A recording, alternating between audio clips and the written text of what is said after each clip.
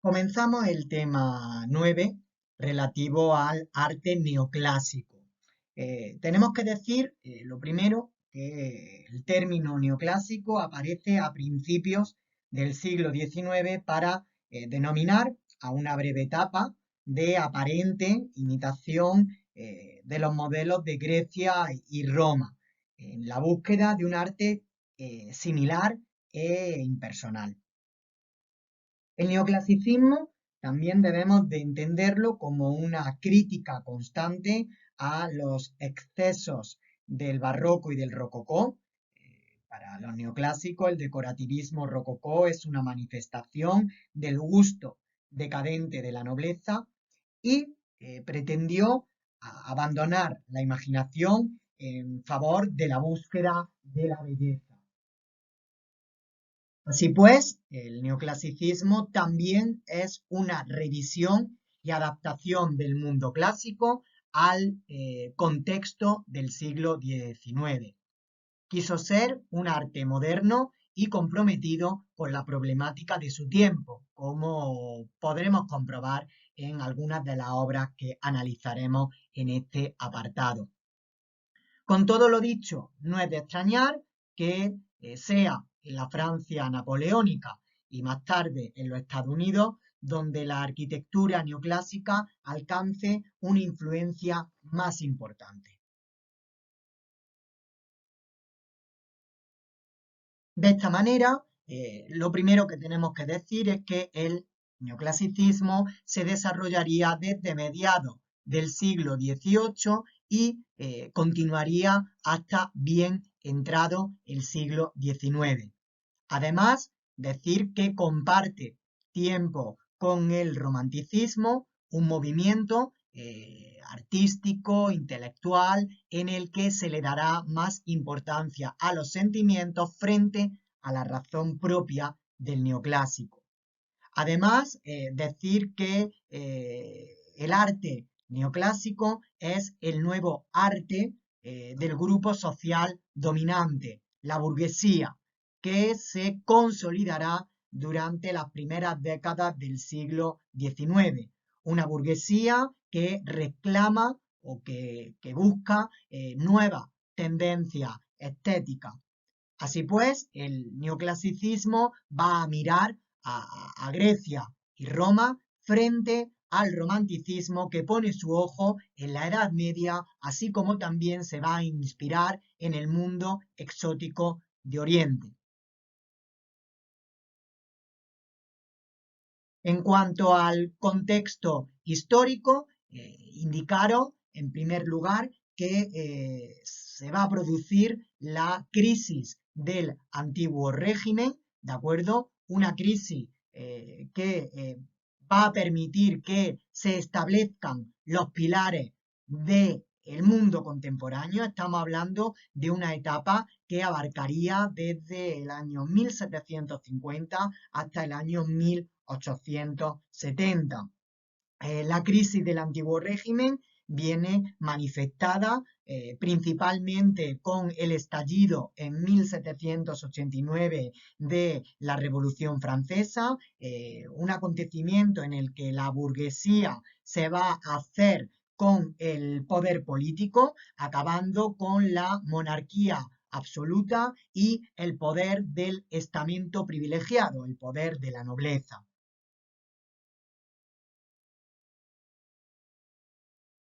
También deciros que en esta época va a surgir unas reivindicaciones, unas demandas, una exaltación del nacionalismo, es decir, surge una conciencia nacional que se va a materializar en la creación de nuevos estados, como el caso de Italia o Alemania, o en la Revolución griega, que dará lugar a su independencia con respecto al Imperio Otomano en 1822. Por otro lado, importancia de la revolución industrial que surge en Inglaterra y que acabará extendiéndose al resto de Europa. La revolución industrial va a permitir no solo un crecimiento demográfico gracias a las mejoras higiénicas, sanitarias y alimenticias, sino que también acarreará una serie de problemas de tipo social que generarán la aparición de movimientos reivindicativos, siendo los más importantes el socialismo y el anarquismo.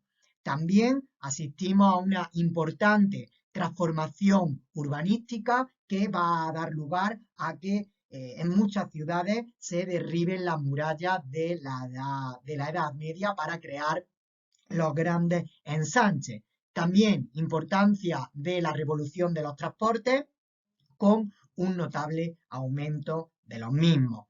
Consecuencia de la revolución industrial va a ser la etapa del imperialismo colonial, es decir, las potencias que se están industrializando buscan países en los que conseguir nuevos recursos energéticos y en los que poner a la venta sus productos manufacturados, es decir, se van a buscar nuevos mercados.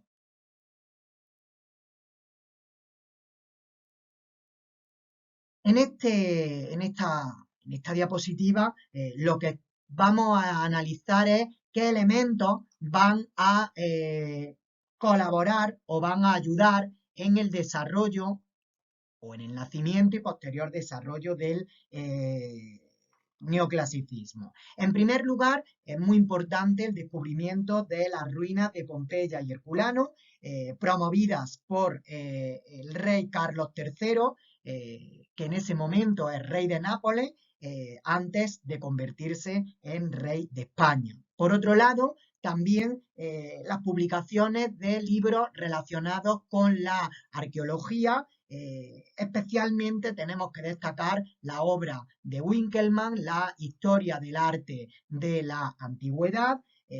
Digamos que Winkelmann es el creador del estudio de la historia del arte, entendida como el desarrollo histórico de estilos.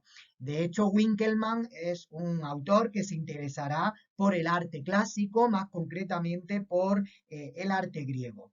Importancia de la defensa de la estética del mundo clásico, especialmente la del mundo griego, y por supuesto nos vamos a encontrar con una oposición claramente radical a la estética barroca. En definitiva, el neoclasicismo va a intentar recomponer los valores estéticos del periodo greco-latino que se habían perdido, que habían dejado de utilizarse, que habían caído en desuso. Por otro lado, respecto a esos aspectos que van a favorecer el nacimiento del neoclasicismo, tenemos que hablar, en primer lugar, de la academia. Academias que dan uniformidad al gusto de la época y que buscan un arte único que se debe de inspirar en el arte griego. En definitiva, a esto es lo que se le conoce con el nombre de academicismo. Por otro lado, importancia de la ilustración, un movimiento intelectual, filosófico y cultural que supone una confianza ciega en la razón y en el deseo de reorganizar la sociedad a través de ella. La ilustración va a ser defensora de un espíritu racionalista y por lo tanto el neoclásico no es más que fruto de este pensamiento racionalista y utilitarista. Importancia también de una actitud erudita que va a dar lugar a que hablemos de una arquitectura de tipo funcional, de tipo regenerativa, de tipo utilitario. Veremos posteriormente las características de la arquitectura neoclásica como se ponen de moda toda una serie de edificios públicos y precisamente esta actitud erudita da sentido a que la aportación de Napoleón al arte neoclásico es muy importante, básicamente porque Napoleón seguirá las costumbres imperiales romanas, potenciando una arquitectura civil. Por otro lado, ya hemos hablado del crecimiento de las ciudades, del desarrollo urbanístico y, por supuesto, hemos hablado de que el neoclasicismo va a estar intrínsecamente asociado a una etapa de cambio, a una etapa de revoluciones, destacando la independencia de las 13 colonias americanas en 1776, así como también la Revolución Francesa de 1789, que se puede entender como el triunfo de un nuevo grupo social, la burguesía.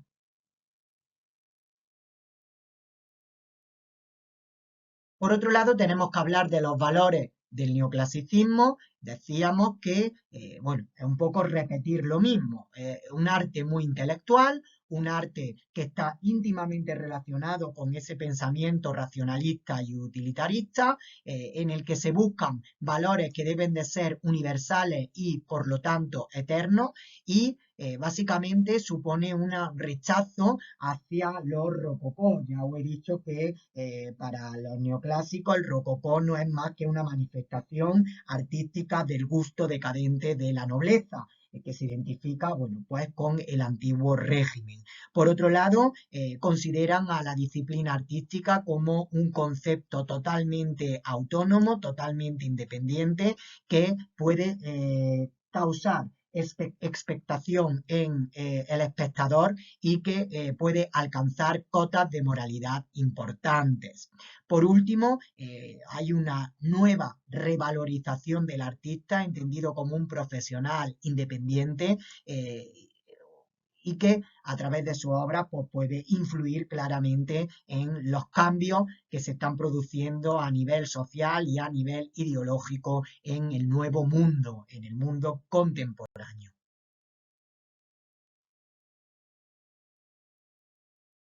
En este sentido, vamos a empezar a hablar de la arquitectura.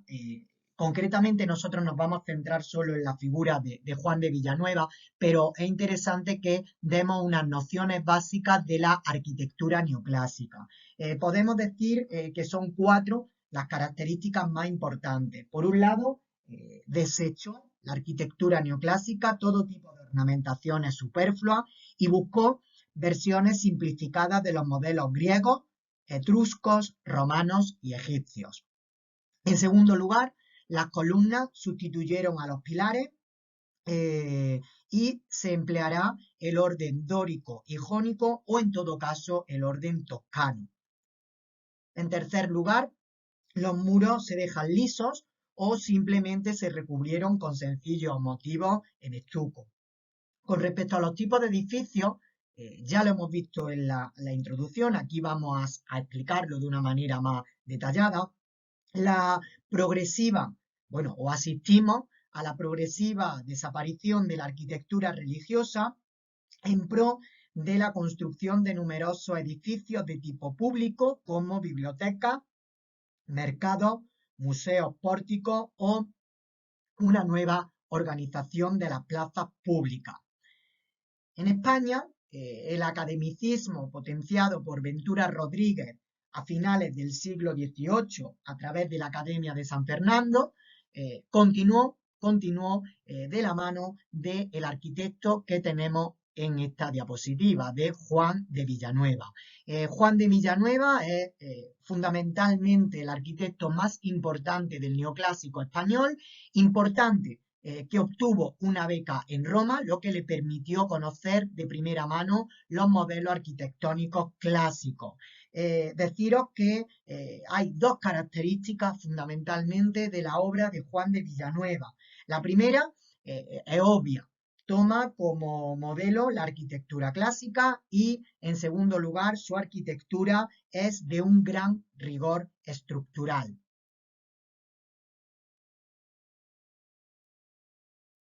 Por lo tanto, vamos a analizar las principales obras de Juan de Villanueva.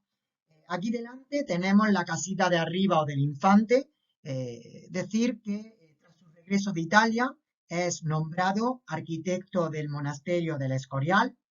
En función de su cargo, diseña la casita de arriba y la casita de abajo, o casita del príncipe, que la veremos en la siguiente diapositiva. Son dos villas para los hijos de Carlos III en la Sierra Madrileña. Ambas sirvieron a los infantes para celebrar reuniones y coleccionar antigüedades. Para el infante don Gabriel, hijo menor de Carlos III, Villanueva construyó esta casita de arriba, ejemplo español de un gusto muy extendido entre la nobleza europea. El edificio presenta una planta cuadrangular con un espacio central rodeado de estancias también cuadrangulares. Sobre el espacio central hay una segunda planta a la que se accede por una escalera de caracol.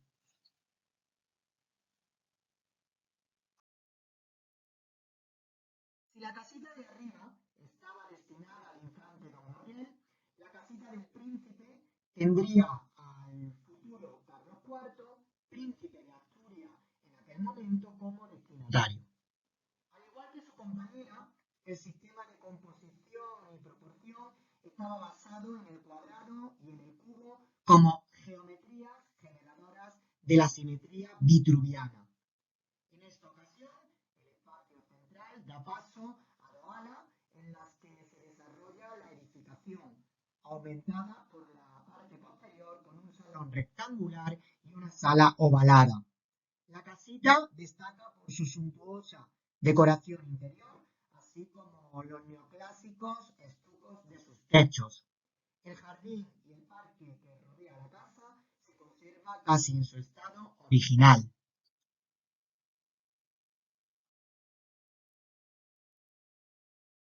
Este proyecto, el del Museo del Prado, fue concebido originalmente como Museo de Historia Natural y en él combinó Villanueva el ladrillo y la piedra. En la fachada principal dispuso un gigantesco pórtico dórico-toscano, pero como es habitual, en él sustituye el frontón de la portada por un tablero rectangular, formando un ático que le sirve para ubicar el tema escultórico. Al lado norte, una entrada de tipo paladiano sirve de verdadero acceso al recinto. Toda la fachada potencia el claroscuro a base de salientes y entrantes pronunciados. Fernando VII cambió el destino del edificio destinándolo a museo de pintura.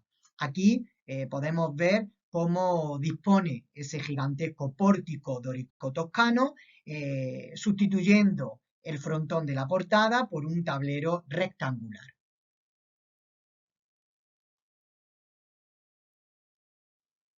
La fachada principal del observatorio astronómico está formada por un pórtico hexástilo de columnas de orden corintio que no se corona con frontón, sino con una terraza mirador. La contraportada, o brazo contrario, se divide en tres dependencias.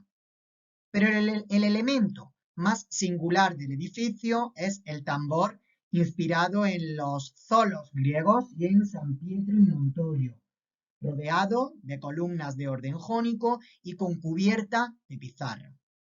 Este espacio es singular porque no tiene carácter ornamental, sino funcional.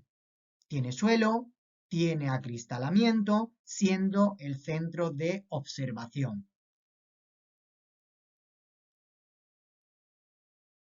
Con respecto a la planta y el alzado del observatorio astronómico, como veis, tiene planta cruciforme.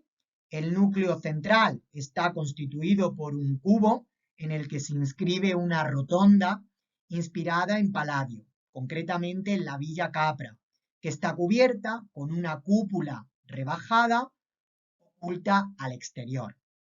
Esta rotonda hace las veces de distribuidor mediante corredores hacia diversas estancias. A esta unidad central se añaden diversos compartimentos cúbicos que forman o que conforman la planta cruciforme y en la que los brazos de la cruz griega no son iguales, sino que los transversales son más alargados con el objetivo de establecer en ellos diversas dependencias funcionales.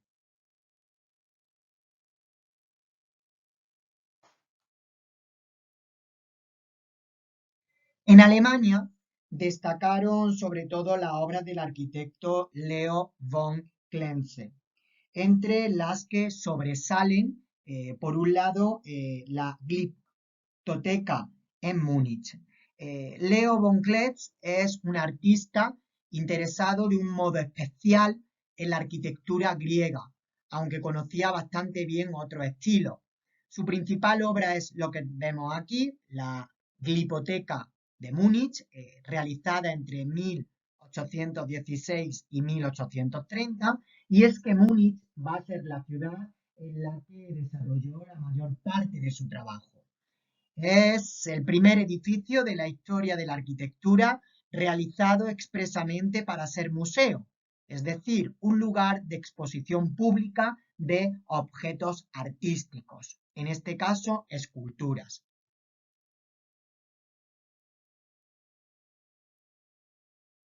También tenemos que mencionar al arquitecto Karl Gotthard Langhans en Alemania, autor de el edificio más característico de la arquitectura neoclásica alemana, la Puerta de Brandenburgo, realizada entre 1788-89 y 1791-1794, más o menos, en la ciudad de Berlín. Recuerda tremendamente a los prolipeos de Atenas. Este tipo de entrada ceremonial se va a repetir en Europa a lo largo del siglo XIX. Deciros que Langhans es un arquitecto que antes de establecerse de un modo más o menos definitivo en Alemania, viaja por diferentes países europeos como Italia, Francia, Holanda e Inglaterra.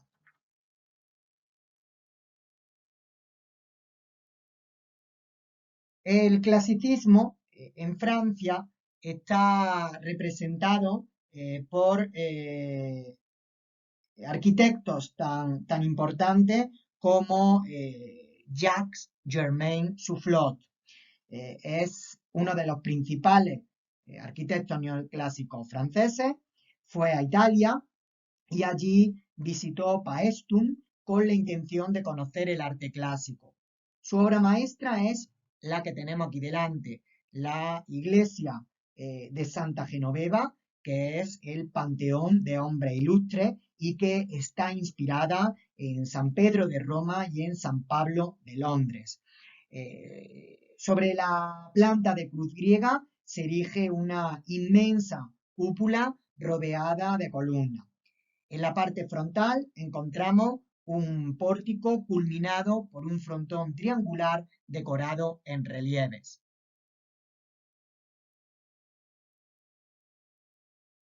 Pero el clasicismo oficial estuvo representado en una construcción parisina, la Madeleine de Pierre Vignon, levantada como templo de la gloria y finalmente convertida en iglesia. Pierre Vignon es famoso por ser su autor.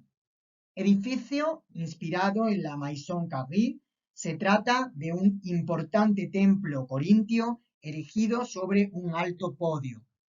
En él confluyen dos de las premisas fundamentales de la arquitectura neoclásica, la simplicidad y la pureza de líneas. Ahora vamos a hablar de la escultura neoclásica y, como veis ya, el principal escultor del neoclásico es Antonio Canova. Antes de nada me gustaría deciros 6 características de la escultura neoclásica. En primer lugar, se sustituye el dinamismo propio del barroco por el equilibrio y la proporcionalidad. Por otro lado, en segundo lugar, se trata de una escultura armoniosa, basada en los modelos de la antigüedad grecorromana. Así pues, se copiaron los modelos clásicos, ya que su perfección se consideraba inalcanzable. Importancia de la temática mitológica, de forma alegórica, y la temática religiosa se busca una idealización alejada de la forma del último barroco. En quinto lugar, el material escultórico más habitual es el mármol o el bronce, olvidando las maderas policromadas del barroco y el rococó. Y es que el mármol blanco e inmaculado se prefirió en un intento, como he dicho, de imitar la escultura clásica. En ese momento se desconocía que gran parte de las esculturas clásicas eran polícromas y que su actual aspecto no era más que fruto del lógico, deterioro del paso del tiempo. Por último, deciros que los géneros más cultivados en la escultura neoclásica serán el retrato, típico de la burguesía, los grupos escultóricos, los monumentos públicos y, por supuesto, también el monumento funerario. De esta manera vamos a hablar, en primer lugar, de las características generales del escultor más importante del periodo neoclásico, Antonio Canova. Antonio Canova es un arquitecto, un escultor que se caracteriza por un admirable virtuosismo técnico y, por otro lado, se inspiró directamente en las formas clásicas, antiguas y del Renacimiento. Indicaron que supo dotar a su obra de una belleza suave y al mismo tiempo elegante.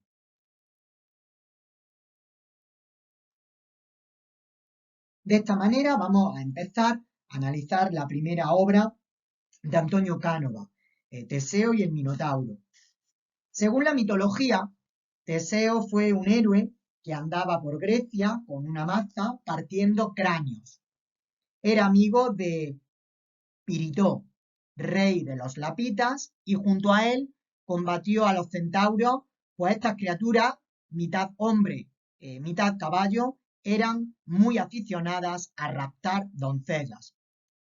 Cuando quisieron raptar a Hipodamía, la prometida de Piritó, y además el día de su boda, Teseo se cargó a unos cuantos a golpe de maza.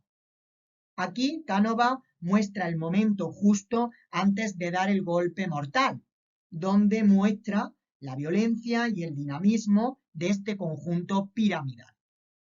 Teseo agarra por el cuello al centauro y le presiona la rodilla contra el pecho, dando un fuerte impulso con la pierna derecha.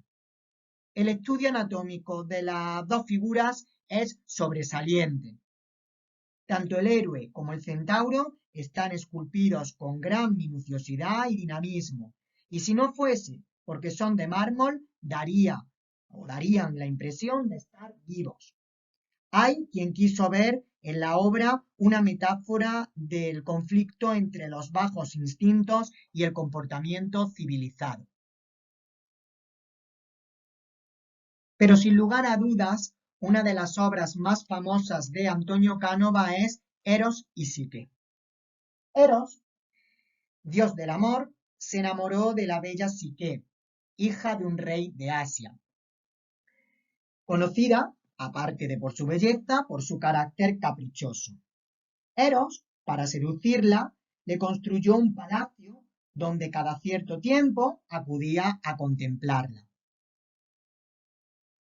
Una noche, asustada Psique por su presencia y su carácter divino, arrojó la cera de una vela a la cara o al rostro de Eros, hecho que enfureció al dios y se marchó. Desolada y consternada, Psique acudió a consultar al oráculo de Venus, que le impuso 3 tareas para recuperar su amor.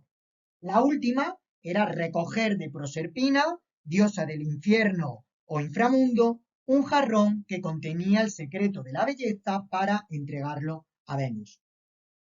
Pero pudo más el capricho y la curiosidad de Psique, que abrió el jarrón y como castigo quedó sumida en un profundo sueño, del que no se despertó hasta que Eros la besó.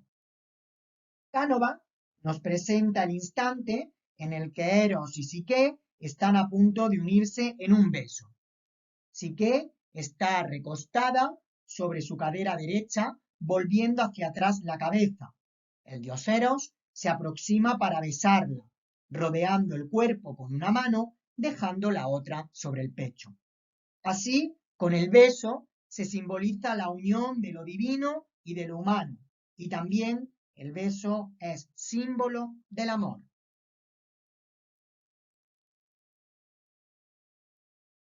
Perseo con la cabeza de Medusa se trata de una escultura de tamaño superior al natural y de bulto redondo realizada en mármol. Encontramos al héroe casi desnudo, tan solo ataviado con las sandalias aladas de Mercurio, el casco de Hades para hacerse invisible y una capa que cuelga de su brazo. Mientras, con una mano sujeta victorioso la cabeza de la Gorgona, con la otra mano, baja la espada dando por finalizada la batalla. En la pieza se aprecia un ligero contraposto que remite a los patrones de la antigüedad clásica. Formalmente, la pieza es precisa y limpia.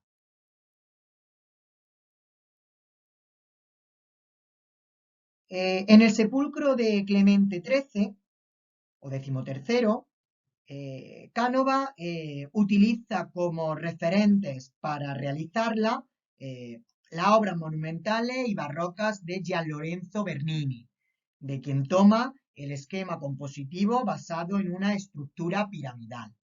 Pero a diferencia del escultor barroco, el grupo tiene más figuras y además él las trabaja de forma más individual.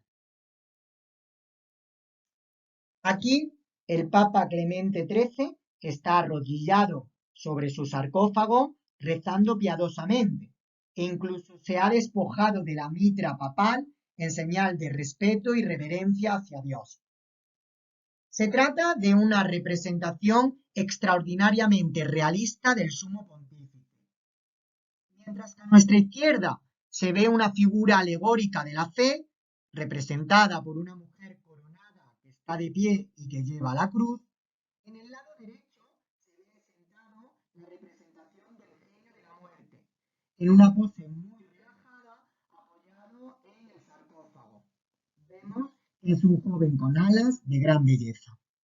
El aspecto tan agradable del genio de la muerte pretende transmitir la idea de tranquilidad, de que con la muerte se alcanzará la paz perfecta de la eternidad.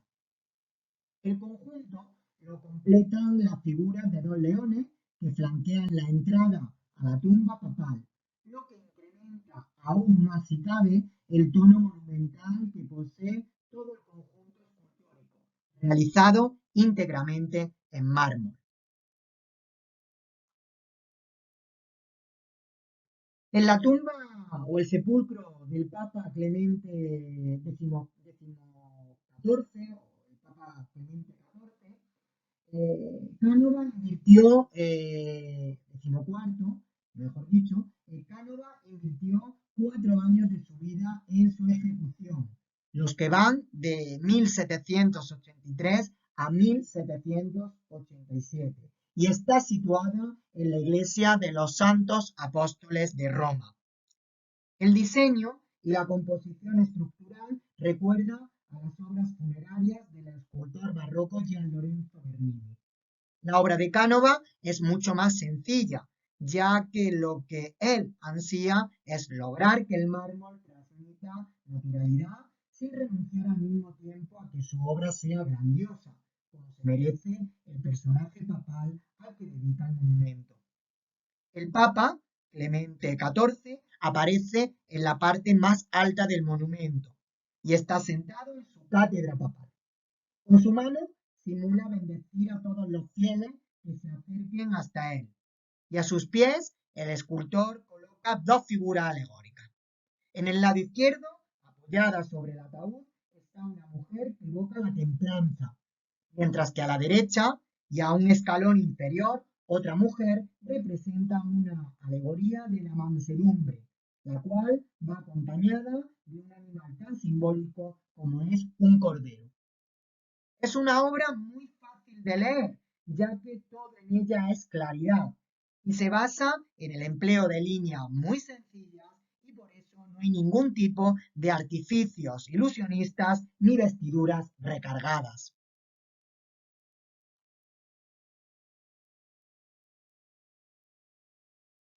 En este caso, en el monumento funerario a María Cristina de Austria, la obra parte de una pirámide en torno a la cual se agrupan figuras alegóricas que representan las virtudes de la homenajeada.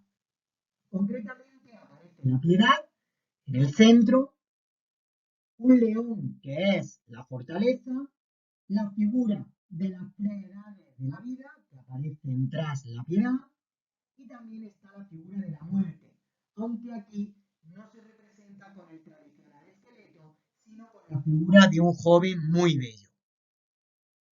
Y también hay una serpiente que representa o que se representa mordiéndose la cola, lo cual simboliza la inmortalidad. Esta serpiente sirve para enmarcar el retrato conmemorativo de la duquesa Cristina, un retrato que es portado por dos ángeles en la cúspide de la pirámide. La escultura de la Piedad porta las cenizas de la difunta y las lleva al interior de la tumba. Pero el tamaño de la figura es mayor que el de la puerta, por eso se agacha, provocando una sensación de angustia. Esta puerta se abre en el centro, abriendo un vacío oscuro.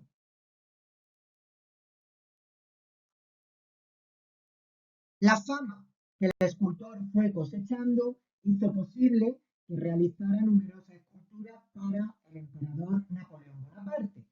Entre ellas, esta de su hermana pequeña, la predilecta del emperador, Paulina Borghese o Paulina Bonaparte. La joven ha sido representada siguiendo los modelos de las Venus victoriosas de la antigüedad clásica. Recostada sobre un sillón, la hermana de Napoleón sostiene la cabeza con su mano mientras la otra descansa sobre su pierna. Desnuda de cintura para arriba, un fino paño cae por el respaldo del sillón y se ajusta a sus piernas cubriendo su desnudez. Su cabello aparece recogido en una coleta despeinada y tan solo una pulsera adorna su bello cuerpo. En la mano, que reposa sobre su pierna, una manzana hace referencia al mito de París y la belleza de Venus. La obra fue realizada en bulto redondo y cuenta con una composición triangular a la par que equilibrada. La obra, tallada completamente en mármol, adquiere una gran calidad en la representación de los materiales, destacando la representación del diván sobre el que la joven aparece recostada, así como el paño que cubre su desnudez.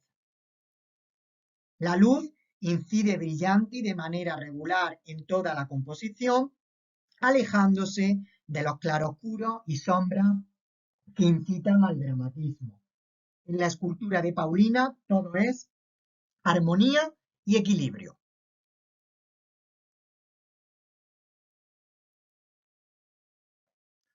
La obra de las Tres Gracias fue un encargo realizado por la familia de Napoleón, más concretamente por su esposa Josefina. El grupo escultórico estaba basado en la Metamorfosis de Ovidio y representaba a las hijas de Zeus, Eufrósine, Aglaya y Talía, quienes representaban la alegría, la hermosura y el encanto femenino. Cánova utilizó un solo bloque de mármol. Las jóvenes gracias se funden en un abrazo entre ellas que denota una gran carga erótica del conjunto sin caer en la vulgaridad. Las formas de su cuerpo son contorneadas y en ellas se puede ver un guiño a la antigüedad clásica con las reminiscencias a la famosa curva praxiteliana.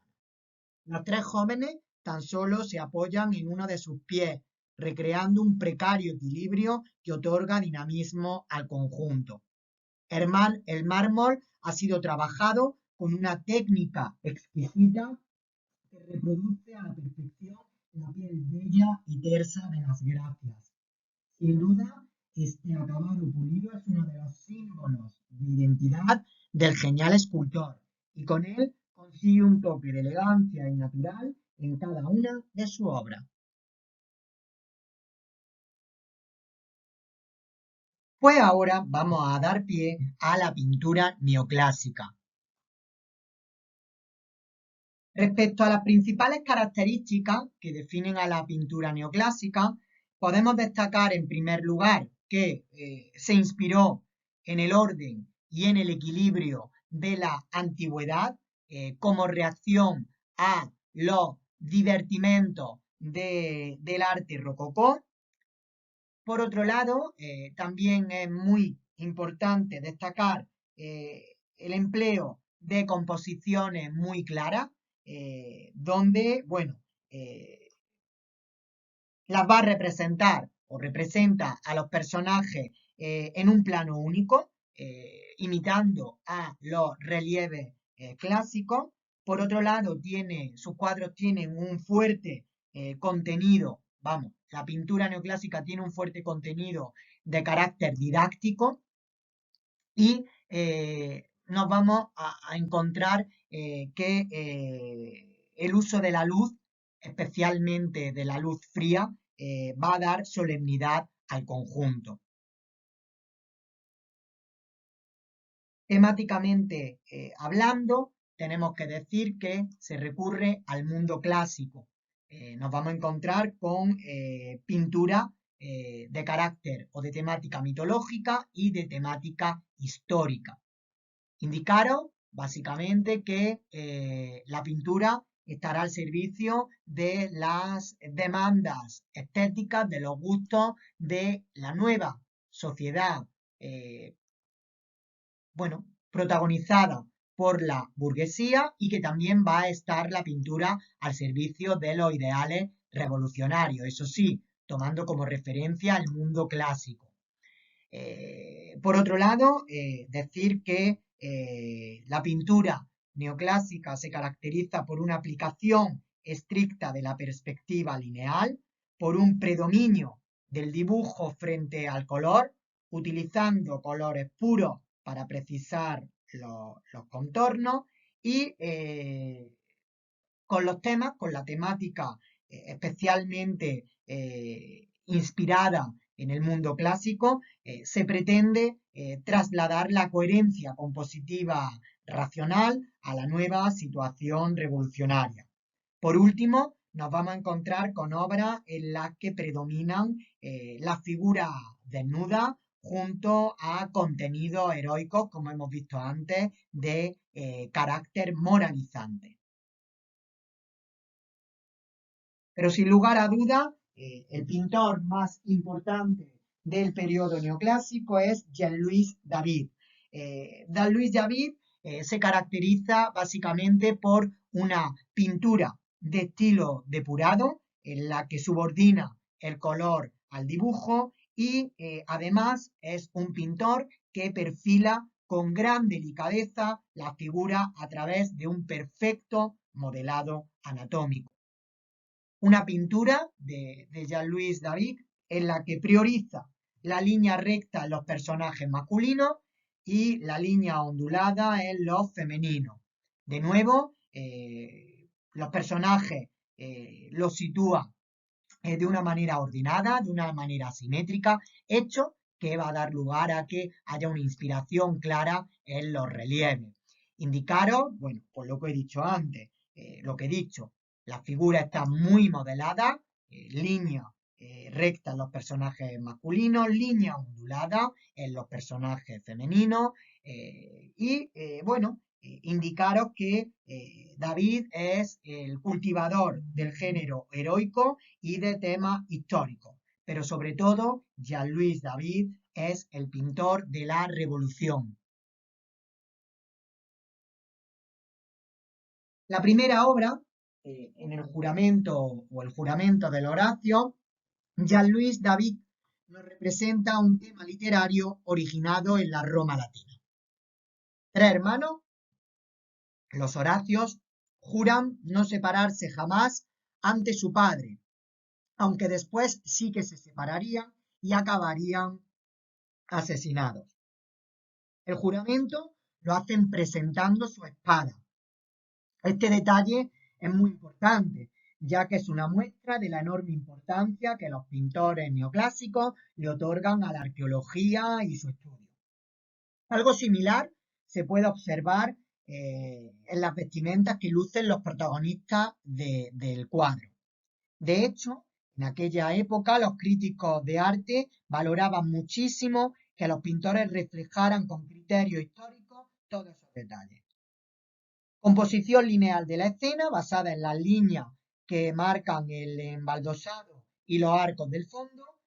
Se trata de una composición muy clara, con los tres hermanos ordenados hacia el fondo y cuyas figuras únicamente convergen en el punto de unión de la espada.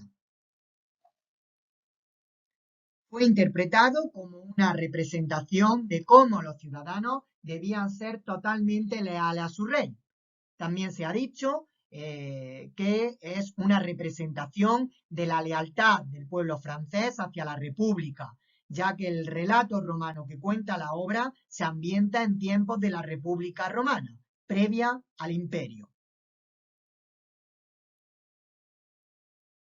En la muerte de Sócrates, David ha escogido la muerte o más bien el suicidio del ateniense.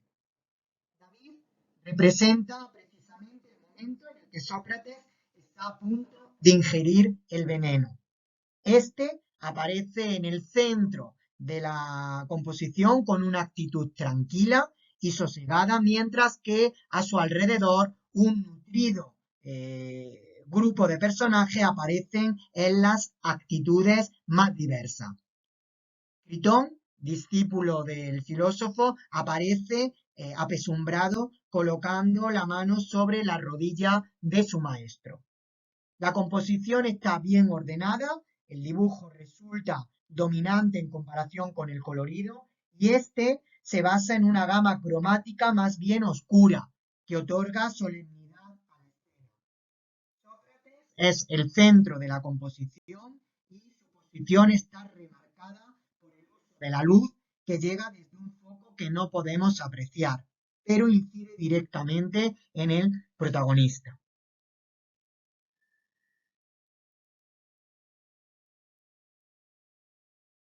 La obra que pintó Jean-Louis David, en una fecha muy cercana al propio acontecimiento, es decir, el juramento en la sala del juego de la pelota, se realizó entre 1790 y 1791. Y de hecho, David se convirtió de alguna forma en cronista de esos sucesos y otros que acontecieron más tarde con obras como La coronación de Napoleón o el cuadro de La muerte de Marat. E incluso el propio David fue afín a los principios revolucionarios y participó como miembro de la Convención Nacional. En definitiva, Jean-Louis David es un pintor de su tiempo, tanto por sus temas como por su estilo puramente neoclásico. En este cuadro vemos que se ha inspirado en las esculturas de Roma para representar bueno, pues la figura, los gestos, las actitudes, sin duda muy propias de la estatuaria imperial. Jean-Paul Marat fue un conocido escritor que durante la Revolución Francesa fue muy cercano a la corriente jacobina. El 13 de julio de 1793, el escritor suizo fue asesinado por Charlotte Corday, una joven partidaria del grupo de los girondinos que prometió a Marat una lista con los nombres de algunos traidores de la Revolución Francesa. Se citaron en casa de Marat mientras él tomaba un baño para aliviar los picores producidos por una enfermedad cutánea. Y allí fue donde la joven Charlotte acabó con la vida del escritor de una puñalada. El joven David representa a un Marat ya casi muerto, desangrándose en su bañera mientras todavía sostiene en sus manos la pluma y el papel que estaba escribiendo. Se trata de una escena realista, pues el artista habría visitado a su amigo el día anterior a su muerte y representa con gran realismo la escena.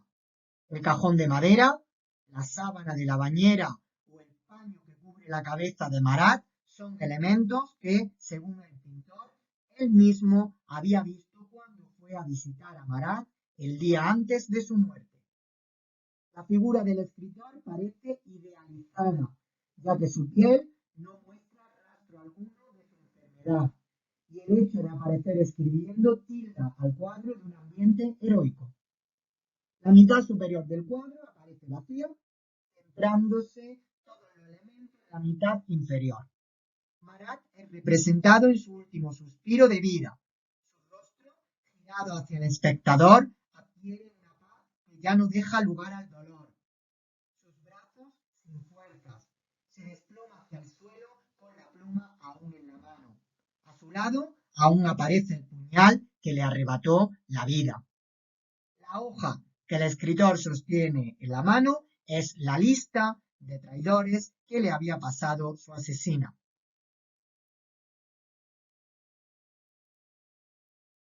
El retrato en sí del personaje, sin duda, es de enorme calidad. Fija la escena en el espacio y en el tiempo, haciendo alusión con los cañones de fondo y los personajes a episodios realmente acaecidos antes de 1800. La composición en la que se ve en posición oblicua tanto al caballo como a la montaña, lo que le da es cierto dinamismo a la imagen. Además, se puede apreciar el modo en el que refuerza el protagonismo de la figura, haciéndola contrastar enormemente con sus tonos rojos y blancos sobre un cielo azul y grisáceo. El artista representa la coronación de Napoleón y su esposa Josefina dentro de la Catedral de Notre Dame. David representó el momento exacto de la coronación. Josefina le rinde tributo al emperador mientras éste se dispone a colocarse la corona. A su alrededor, una gran cantidad de dignatarios e importantes figuras eclesiásticas. El símbolo de la escena estaría más relacionado con la aceptación del papado al imperio napoleónico al estar presente y la supuesta soberanía nacional al coronarse él mismo como civil.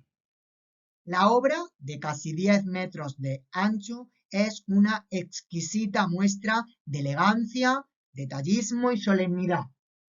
Cada uno de los personajes representados son auténticos retratos. El Papa, Josefina, los altos dignatarios, la hermana de Napoleón, todos pasaron por el taller del artista para posar en este grandísimo lienzo, todos con la excepción del emperador, ya que Napoleón tan solo posó para David en torno a 1797. La obra remite a ciertos ecos clasicistas, el laurel, las decoraciones. En la gama cromática hay un predominio de las tonalidades terrosas, típico de esta última etapa del artista. La luz entra desde la derecha a través de un foco exterior que no se muestra al espectador y que se difunde por toda la estancia, pero muy especialmente en la figura del emperador.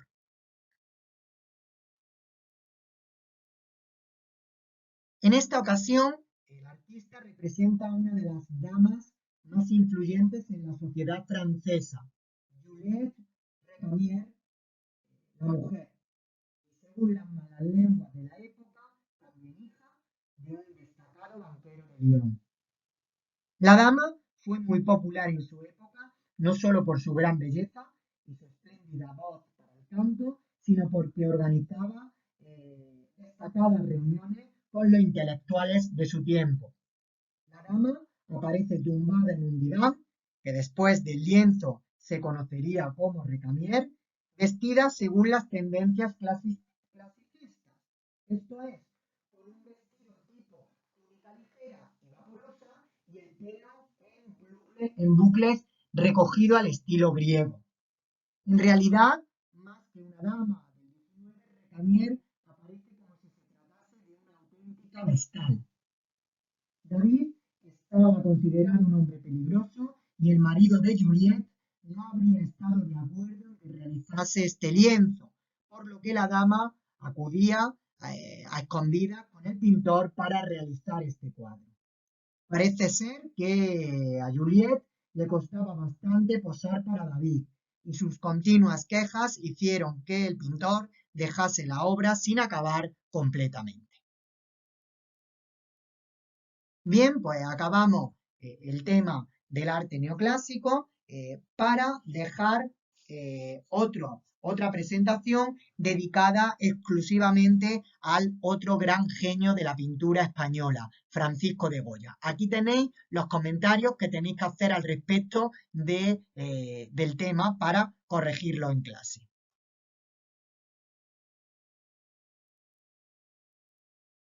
Esta sería la última diapositiva que tenéis que comentar según las normas de comentario. Y bueno, nos vemos en la siguiente presentación en la que, bueno, vamos a hablar del gran genio aragonés, Francisco de Goya y Luciente.